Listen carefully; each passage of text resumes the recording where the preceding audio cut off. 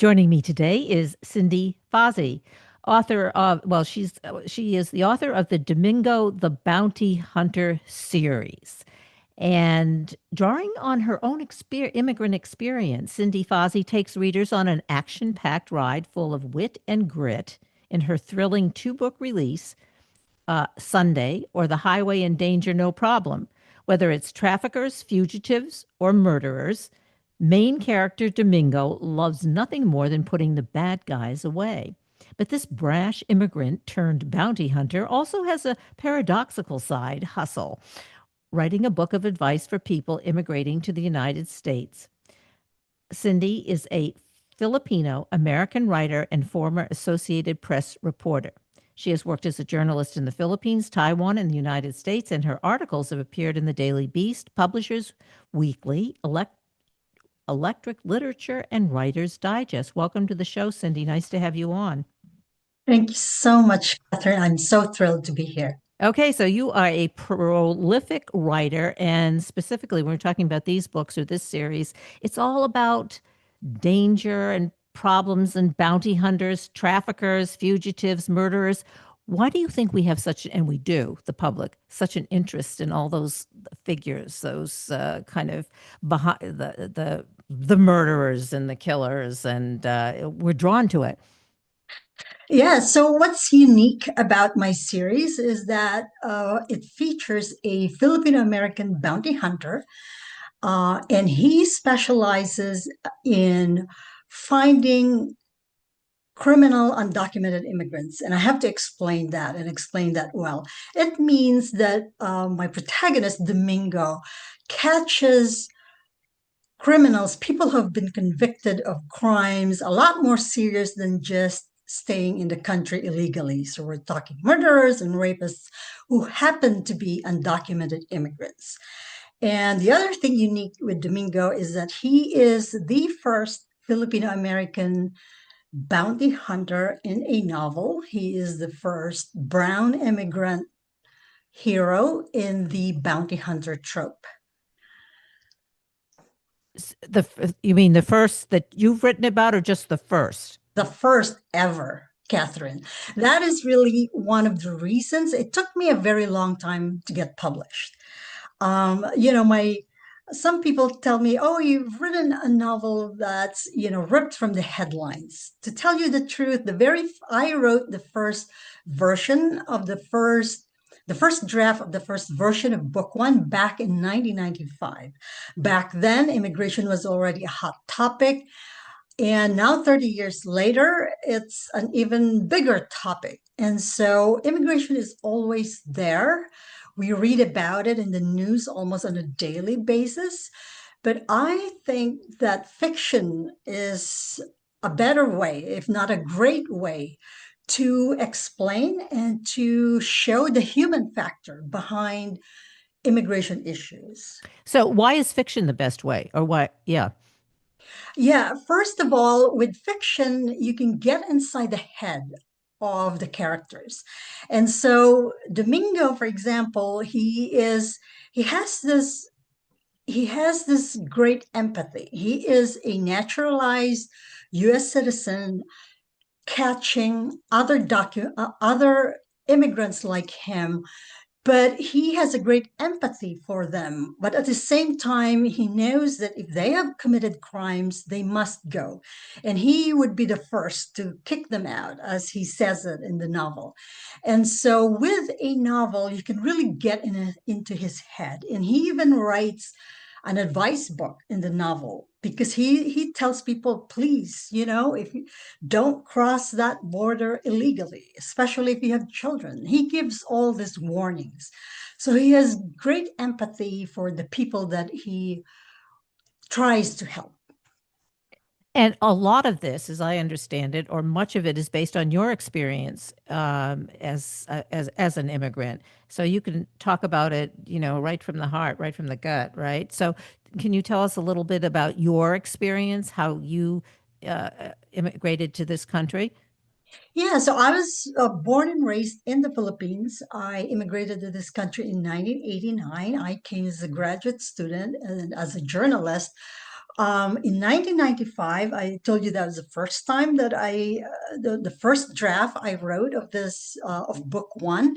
At the time, I was a green card holder waiting for my citizenship. And my own immigration journey was really straightforward and uncomplicated. And I was keenly aware that there were millions of other immigrants who were not as lucky. And so I wanted to write a novel about their plight. And unfortunately, it took me so long to get published. It took me 2 years to write the first version of book one, but all the literary agents I pitched to told me that I had written a really uncommercial novel. They thought that nobody wanted to read about immigration, and nobody wanted to read about a Filipino protagonist. And so, but I persisted. I wrote other books. Two of my other books got published first, but I kept coming back to this book. And in a way, I feel really vindicated because now I had two books published on the same day 2 weeks ago, and immigration is as timely as ever. So I felt that I was always destined to write these books. You were all, and actually, as you say, you were ahead of your time. I guess if you want to call it being ahead of your I time. know, and it's not easy to be ahead of your time. It was Exact. really quite a struggle, yeah, to get it published. But maybe then paint the picture for us. You were ahead of your time. All these years go by. Immigration was not a hot topic. So how did that evolve? How did it become a hot topic? Let's say, it's gone through several administrations. Immigration has been an issue, but now all of a sudden it is the issue, or supposedly one of the issues in, well, the last presidential election. How did that happen? Well, actually, in 1995, it was a hot issue. It already was a hot issue. And unfortunately, we have the same problems, if not worse problems. I think that various administrations always focused on enforcement, on stopping migration, stopping immigration. The one thing that we have failed to really address, and maybe this is something beyond the power of the United States, is addressing the basic issues that cause migration, namely poverty and wars and violence. So, like the current administration is all about building a wall and stopping people, and as opposed to working with other countries in solving the causes of migration to begin with. So back in 1995, it was already a hot issue, immigration, and unfortunately it has only gotten worse today.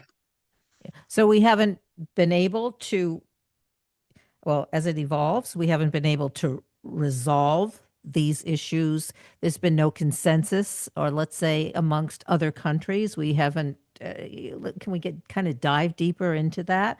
What are some of the specific? Why haven't we? What's held it? Why? What has held us back? What has prevented us from not I think minding? Yeah. first of all, there is a misunderstanding that you can just stop migration. You have to understand that that is what human beings have been doing. The Darwin's theory that from the beginning, people have always migrated. People move all the time. So migration is a natural phenomenon. And that is one thing that a lot of governments just fail to see.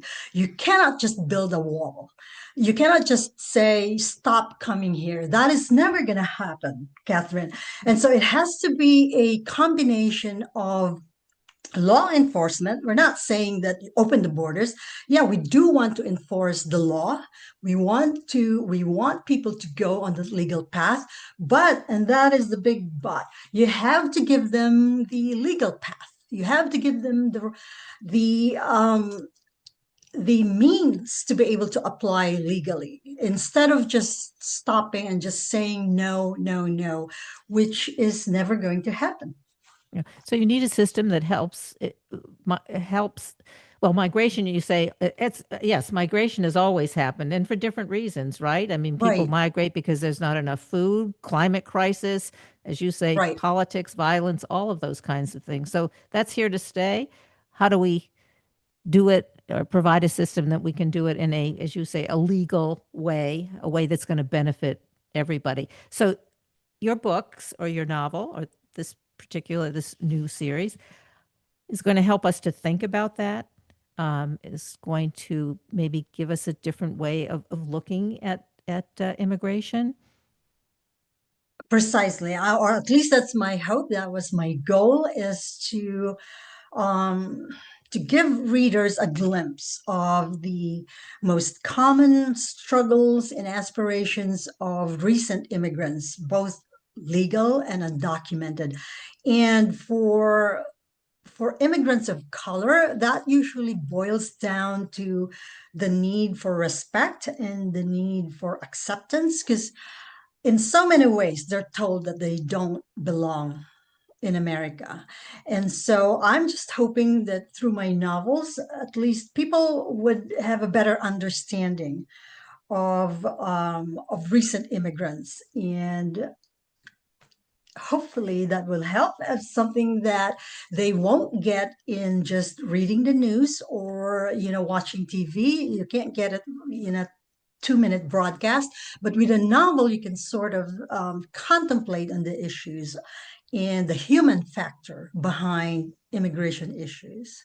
Yeah, and I think Cindy, when you, as you say, when you see something on television for 2 minutes, a minute and a half, Right. yeah, I mean that's very different than sitting down, reading a novel, and thinking about it. Because even the stuff that we see on TV seems to vilify people who are, Exactly. yeah, We see the rounding up of illegal immigrants. We see the deportations.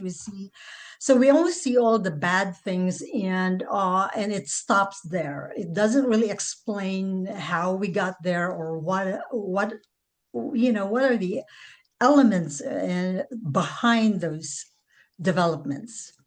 well, that kind of information, I guess, sells. It pays for the advertisements, and people are drawn to it.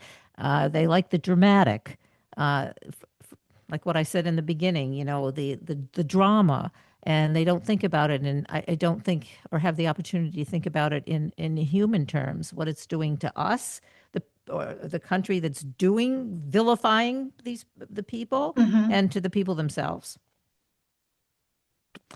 I And agree. yeah, I yeah. totally. So, what is the reaction to your novel? So far so good. It's a little bit of an experiment on the part of my publisher.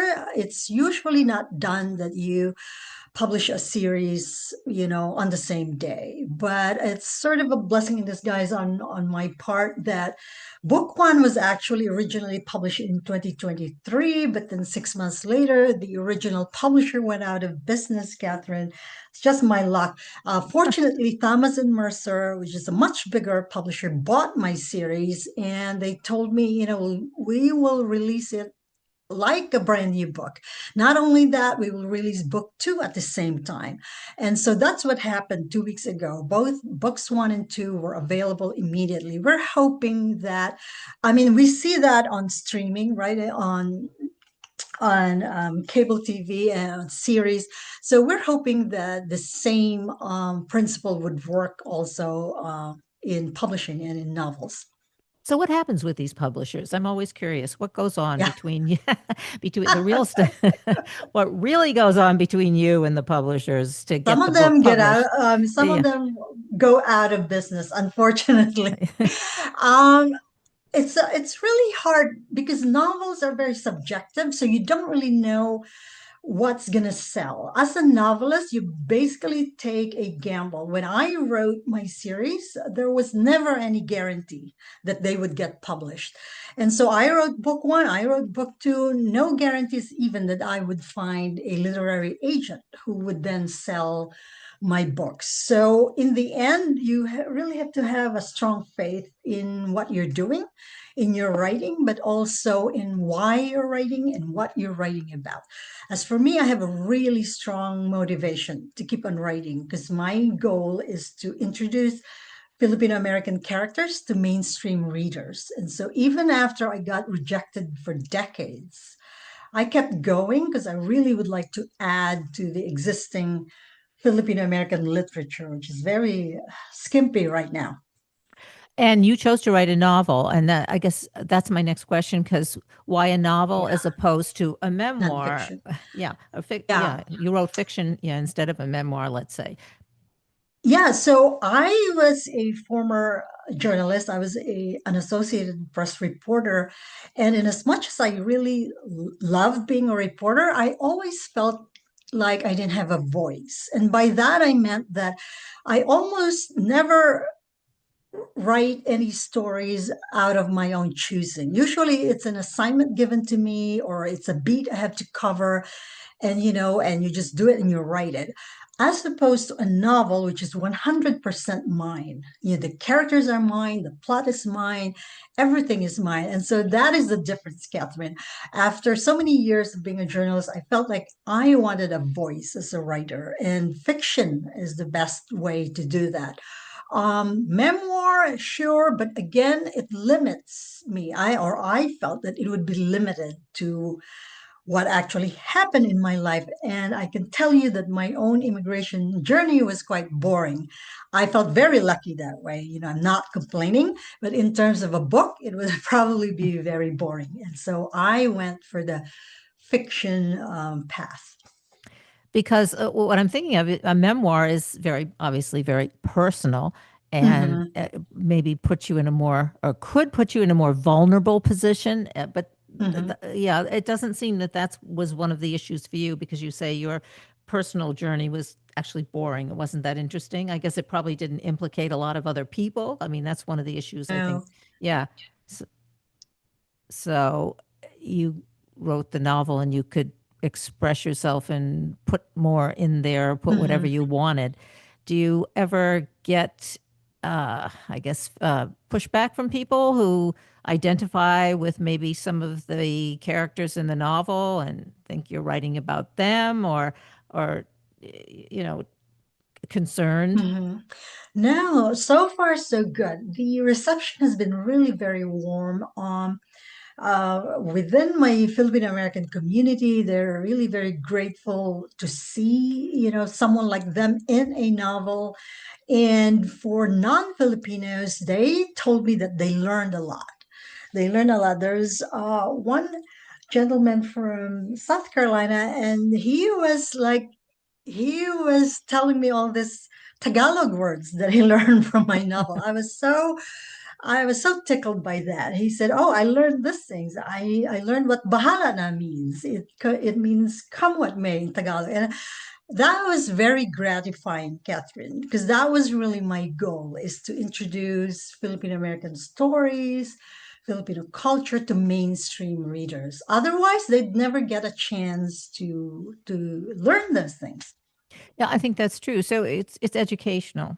Yeah. Yeah, it has, yeah, an educational bent to it, because it's true. How many Filipino, what's the population here in the United States?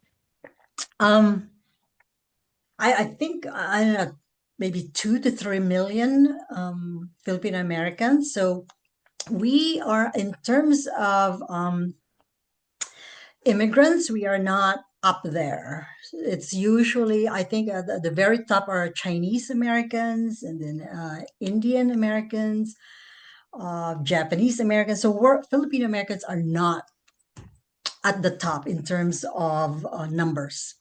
And so what would you say all of these groups, or all these people, have in common? Yeah. Hmm. I think it's always been the same. People come to America because it is a land of and by immigrants. I mean, we all see America as that beacon of hope. And at least for me, it was my choice to come to this country. I am the immigrant, unlike other Filipino Americans I know that they were born here. For me, I chose to come. I think it's still the greatest country in the world.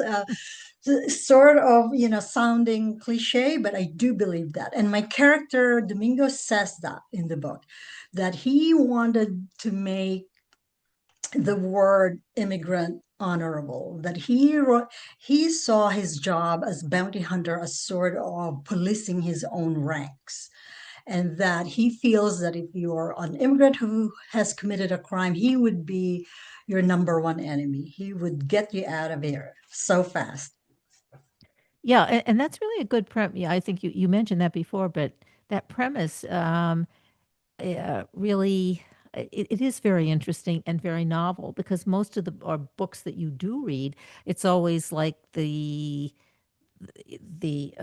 police or the people who are here who are, yeah, as we Mhm. say, vilifying the immigrants, but it's not somebody who has empathy and who understands and who is, part of that group himself, which is really because, I think, and you can correct me, but when the immigrants came after World War II, the Irish, the Italians, the Mhm. Jews, there was a lot of animosity amongst all of Yeah, those groups, right? exactly. Yeah. They faced exactly the same struggles and challenges. So it's wave after wave of immigrants. It changes, the ethnicity may change and the reasons why they're coming may change.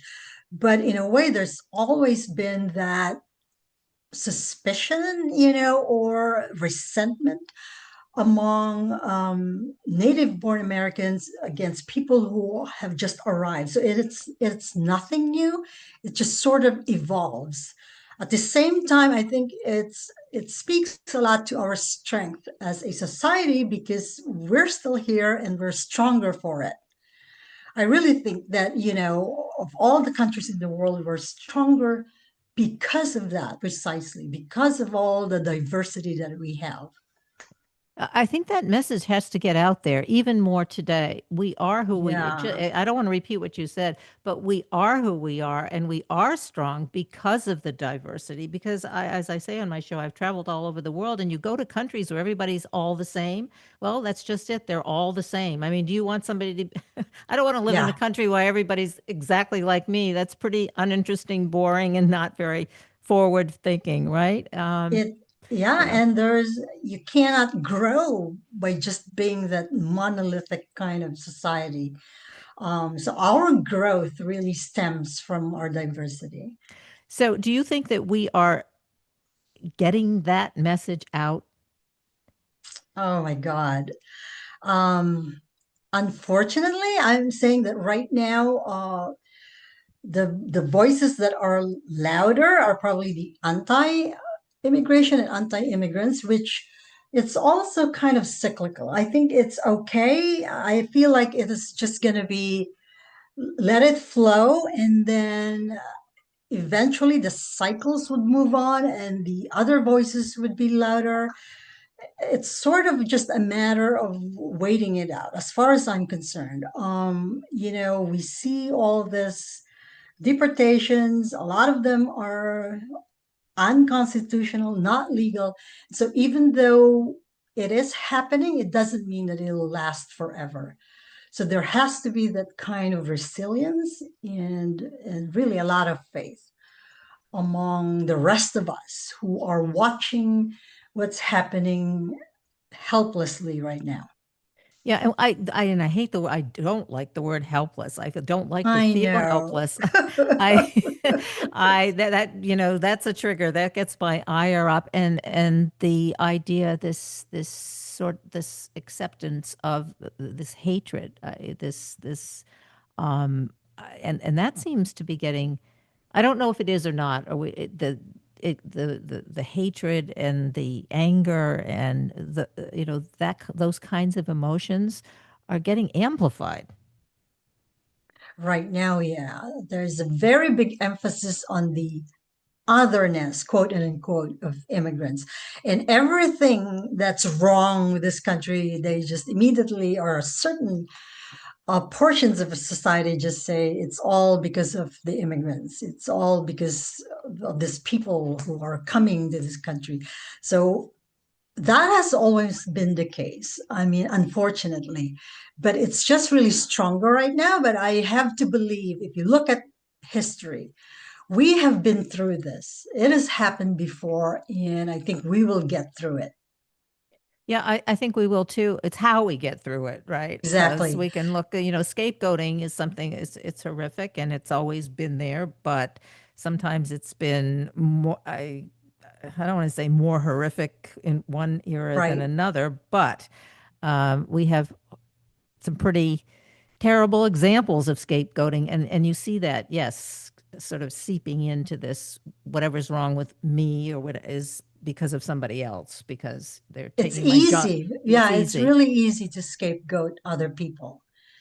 And so, So, well, in yep, go ahead. I'm sorry. no, I am keeping faith. I am keeping faith, and I believe that we will get through this.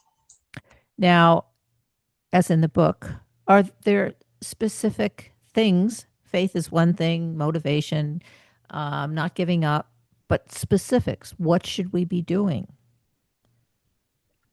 In terms of immigration, Yeah. or in terms, yeah, I think individually keeping an open mind, in terms of your own family, in terms of your own friends. If you do already have that open mind, it helps to talk to people about it. Because you're just look around you, your neighbors, your kids' friends, your community. We are a nation of immigrants. So how could we close our eyes to what's happening to the less fortunate, portion of our society? And I have a friend who talks about, well, I just want to stay with my like-minded people. I said, well, that's nice and that's good, but I think you have to branch out and connect and interact with not like-minded people and see what happens. Hanging out with like-minded people is kind of the easy way out. But Mhm. anyway, on that note, we only have a couple minutes left, so let give us a website, platforms we can go to for more information about your Yeah. books. And yeah, So you can visit my website. It's cindyfazzi.com. I'm on social media, Instagram, Facebook, Blue Sky, LinkedIn, YouTube, and it's all the same handle. It's at Cindy Fazzi. great. It was so great having you on the show today. Very Thank you interesting so much. conversation. Yeah, get out there and read those novels. Thank you. I have to say this. I love your tagline, your social worker with a microphone. That is great. Okay, thank you. It was actually it was actually another radio host who came up with that I tagline love about it. 20 years ago. Yeah, thanks. Yeah, Thank you. thank you.